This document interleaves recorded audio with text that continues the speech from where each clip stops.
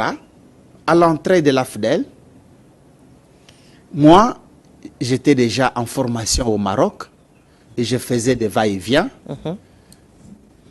Je vais vous le dire, ça me fait mal. L'AFDEL, je ne sais pas, infiltré par des Rwandais, va brûler tous les atlas de la RDC. C'est vrai qu'aujourd'hui, on n'a plus de documentation, le reste a même été emporté. Et c'est une histoire à réécrire. Il faut que les Congolais qui me regardent, tout droit dans les yeux, les comprennent. Le pays n'a pas de carte. Même pas au musée de Tervuren. Et ce qui est au musée de Tervuren est bloqué par le Belge. Et le Belge demande des négociations pour qu'ils puissent nous rapatrier quelques cartes. Et où en sommes-nous avec ces négociations? Est-ce qu'il y a quelque chose qui est entrepris? Je suis allé au musée moi-même en tant que directeur général à plusieurs reprises. Et nous avons signé la coopération avec le musée de Tervuren pour que nous puissions retravailler la cartographie de la RDC. Les Belges m'ont dit qu'ils n'étaient pas à mesure de travailler parce que le Congo est trop grand et nous avons signé des contrats triangulaires Congo, Belgique, France pour utiliser Airbus, la société Airbus, afin que tous les avions qui circulent au-dessus de la RDC puissent nous fournir des images afin que nous puissions réécrire la géographie de la RDC. Mais cela contre les minéraux. Ça n'a jamais marché. Donc, à ce jour, l'Institut géographique, tout était... expliquez-moi un peu le mécanisme. L'AFDEL, c'est vrai que c'est quelque chose de bien calculé. On sait qu'ils sont arrivés avec les Rwandais et consorts, tout cet assortiment-là. Et c'était bien calculé, mais rien n'a pu échapper de ce carnage. Ils ne se sont pas arrêtés là. La mission était de ne laisser aucune carte géographique en RDC. Ils ont visité ces passes. Ils ont bloqué Léon de Saint-Moulin. Ils ont tout retiré. Ils sont allés à l'UNIKIN, à l'UPN, à l'UNILU.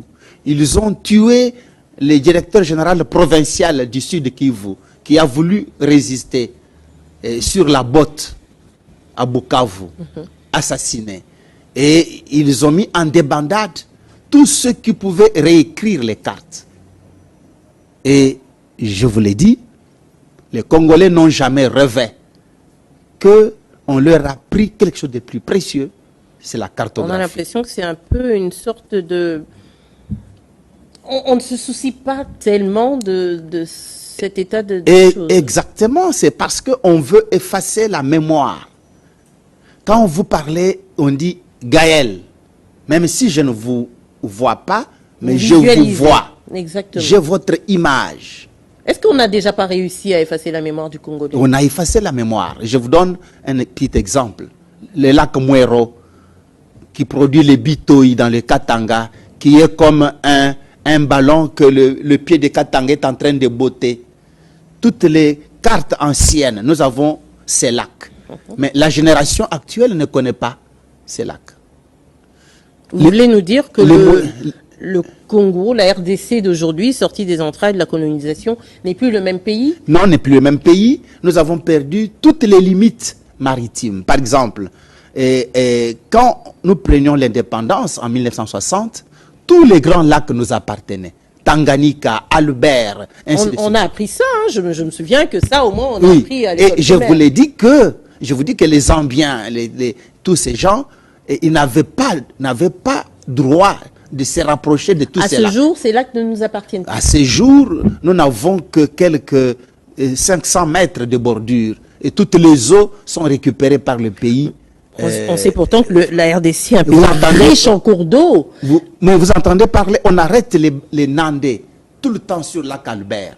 Les Nandais disent qu'ils pêchaient jusqu'au temps des Maïnes. Mais on leur dit non, maintenant, ce n'est plus encore le Congo, c'est devenu l'Ouganda.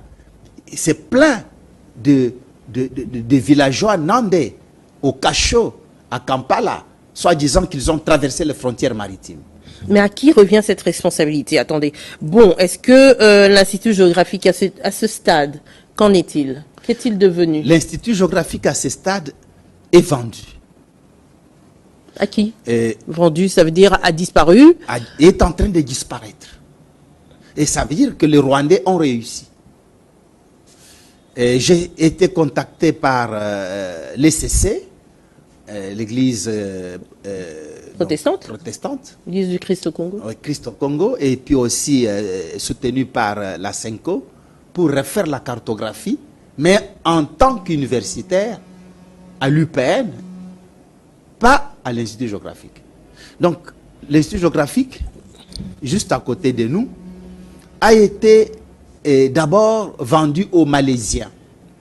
Pardon, Je répète, je pèse bien les mots. Vendu aux Malaisiens. Par qui?